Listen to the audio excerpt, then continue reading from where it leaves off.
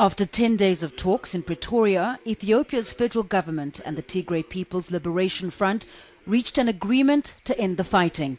The talks were mediated by former Nigerian President Olusegun Obasanjo and former Kenyan President Uhuru Kenyatta.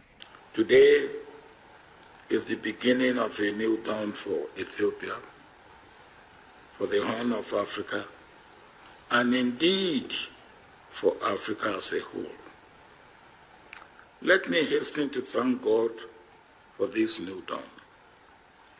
We have seen in practice and actualization what we have tried to achieve for ourselves over the years, and that is African solution for African problems. The two-year conflicts killed thousands of people and forced many more from their homes. Tigray in Ethiopia's north has been under a blockade for 17 months with no banking, telephone and internet services or media access. The Tigrayan delegation says it's made painful concessions and that trust must now be rebuilt. Our people have been killed not only through bullets but also for lack of food and medicine. Our children do not go to schools. Our hospitals are not functional because of the war. Humanitarian aid is now expected to resume. The TPLF dominated Ethiopia's politics for nearly 30 years until Prime Minister Abiy Ahmed came to power in 2018. As both sides fought for territory, human rights campaigners have warned of potential abuses by both sides in the conflict.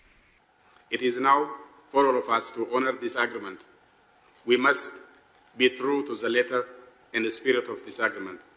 The people of Ethiopia expected more than the text of this agreement.